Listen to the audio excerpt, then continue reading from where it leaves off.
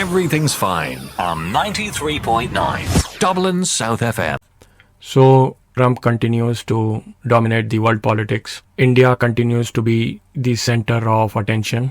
And this time it is the H1B visa, which is under fire, under scrutiny from the Trump administration. Before I dive deep into the subject of H1B, I would like to talk about the concept of human migration. And today I'll be talking about India in three parts. So the first part is about migration as a weapon and India in the global talent paradox. Migration has been central to human history. Nobody can deny that. The world is formed that way.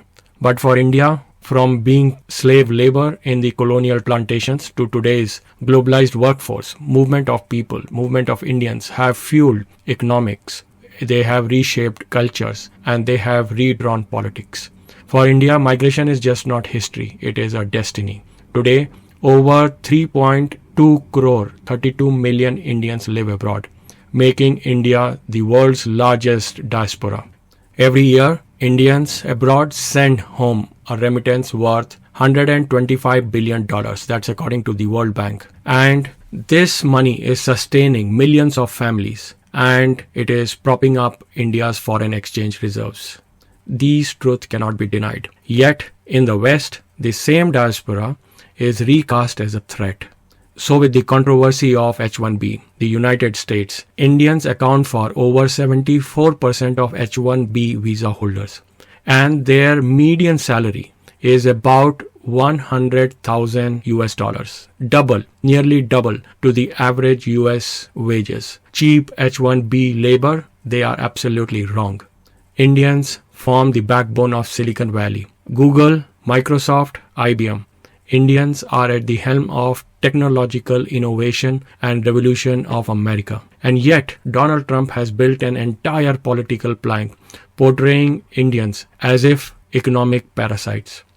But the fact don't back him actually.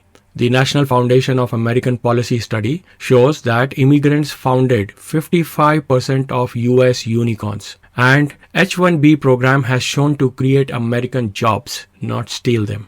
But then, like everywhere else in the world, the misinformation and the nationalistic rhetoric, including India, is bringing in about political uncertainty and migrants have become scapegoats. If you have heard of Trump's Tuesday speech at the UN, he has accused India of funding Putin's war through oil imports. The truth? Between February 22 and December 23, about 2 years, the European Union imported 200 billion worth of Russian fossil fuel, while India's imported total less than 1/10 of that. And Germany and Italy were the top Moscow's energy clients, even after the sanctions began. Yet, India on that global stage is being singled out. The logic is political, not economic. It all comes to India being an easy target. And these days it is so easy because Indians are everywhere. This is not new. During COVID, Trump threatened retaliation if India did not supply hydrochloroquine tablets, HCQ. And ironically, this was just weeks after the enormous 100,000 Indians at the Namaste Trump extravaganza in Ahmedabad. And weeks later, when India complied, the US media barely noticed. And this is the paradox of Indian diplomacy. Grand optics abroad when they are targeting India and silence when insulted. And the irony is that Indians abroad are indispensable. I'm not saying with sense of arrogance, but with sense of dignity. In the Gulf, they form the backbone of construction, hospitality and healthcare. In Britain, the Windrush generation from the Caribbean were invited in the 60s because locals wouldn't do the job. And they were supported by the corner shops of Indians coming in from Kenya, Uganda and East Africa. Today, Indian students contribute over $6 billion annually to US universities alone. Yes, that's the amount of money the Indian parents are remitting outside India to the US universities. So therefore, migration is not a favor by the host countries. If America is allowing that, it's not doing a favor. It is an economic bargain. They are benefiting disproportionately from the Indian migration. This is the fact. But the rhetoric persists because of the narrative of cheap foreign workers, and it plays well with the American anxious electorates. And in this narrative, Indians, skilled, visible and numerous, they make a perfect punching bag. These were the Indians who were shouting, "Is bar Trump Sarkar? Howdy Modi Trump." These were the Indians who are affected today. So there is something wrong with the Indian government's approach. There is something wrong with the Indian foreign policy. I come to the part 2 of my discussion today, and that's about trade, the tariff, and how India is new slave to the economics. India has become a scapegoat. Just few days ago, the Trump administration had imposed tariff on Indian goods with a hike of 50%. And this came when American giants from Amazon to Apple were doubling down in Indian market. This was going in parallel. Apple iPhones are assembled in India. Tesla is lobbying for entry. Other US corporations sees India as a billion consumer gold mine. Yet, India's exports are punished and New Delhi barely retaliates. Compare this with China. When Trump slapped tariffs on Chinese goods, the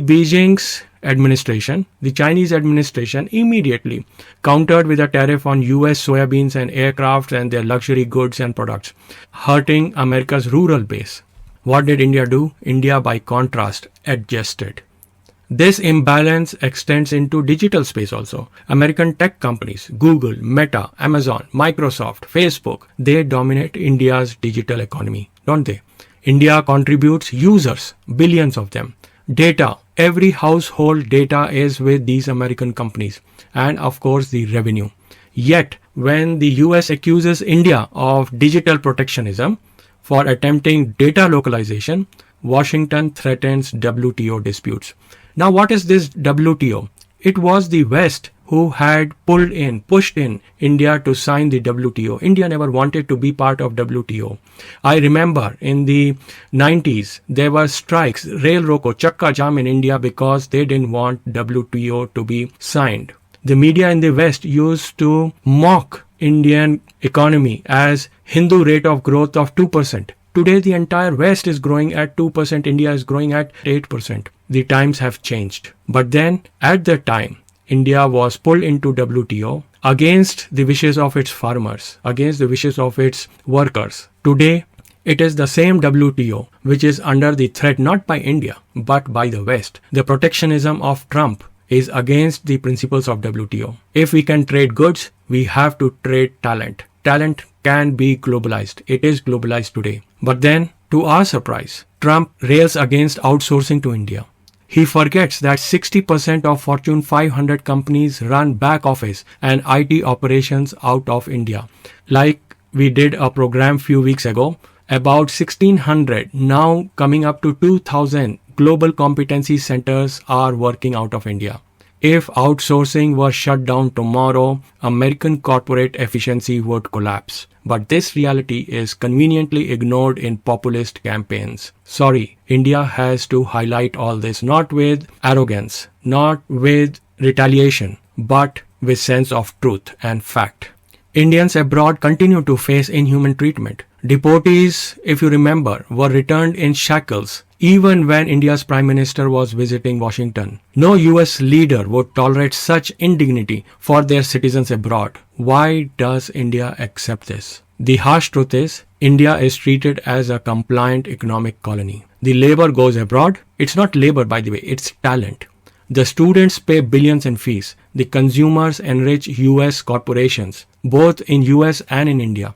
But when tariffs, visa restrictions or racist rhetoric appears, New Delhi's response is silence. The world has changed. China uses its market as a leverage.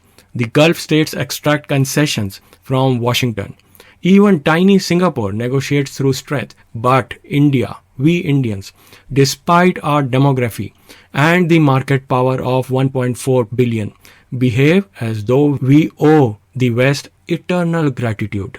This is not partnership. This is economic slavery with a modern face. This is 21st century slavery, diplomatic slavery.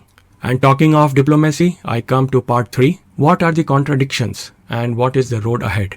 For whom is Indian foreign policy crafted? How is it designed? Is it for the Indian diaspora who remits $125 billion every year? And when they visit India, that's another 50,000 crore rupees that they spend to support the Indian economy. Is it for the Indian exporters who lose billions in tariff? Or is it for multinational corporations who are allowed to dominate Indian markets with little reciprocity? On paper, India speaks of strategic autonomy. In practice, the reality looks like dependency. Are we dependent? Consider the options for skilled Indians facing H1B restrictions.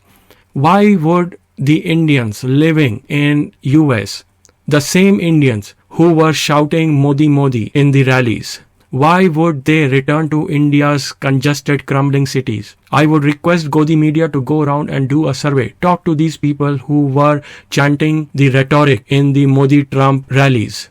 They would migrate to Canada. They would migrate to Germany, Australia. Dubai is the new center of attraction, Singapore, or even Dublin. Why? Because these countries provide quality of life, work-life balance, infrastructure, and women-children safety. Which city in India, which Chief Minister of India would stand up and claim to have the safest city for women in their state? So why will the returning Indians come back to India? I come to the Godi media's new propaganda, the so-called return of brain drain.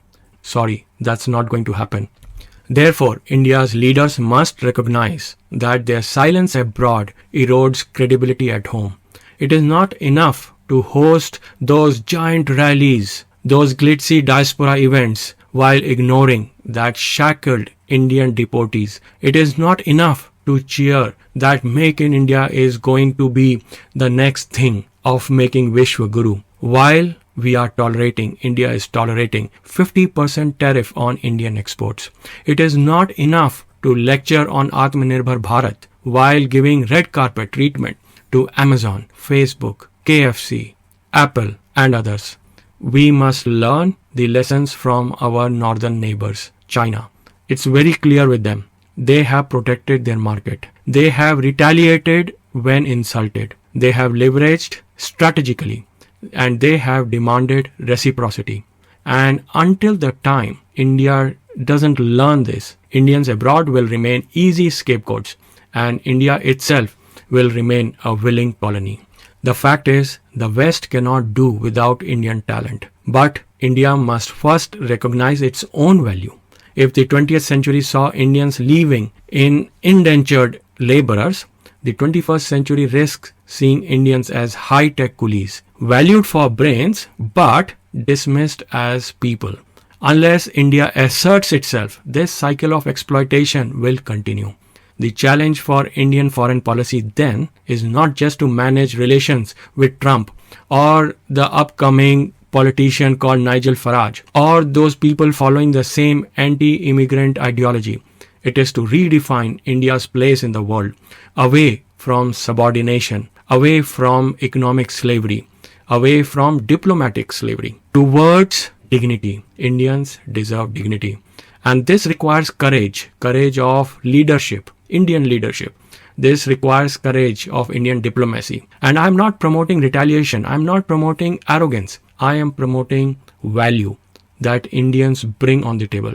I am promoting dignity that Indians must have. And it is not all about grand speeches or the symbolic hug, my dear friend Trump. No, mera dost Trump. No, that is not going to work. It is about saying no when necessary and then backing up with power. We Indians are with our leadership in India. The diaspora, the Indian diaspora is with leadership of India. We will back the policy of India. But the Indian leadership, the Indian government has to stand up. If they don't, the world will continue to mistreat the Indians while the world will continue to need Indians. Such a paradox. With that kind of frustration, with that kind of concern and an appeal to the Indian leadership, I leave you until next week. Stay safe, stay informed, and dutifully ask questions. Bye for now. You are listening to 93.9 Dublin South FM. Broadcasting from the Dundrum Town Centre, this is Dublin South FM.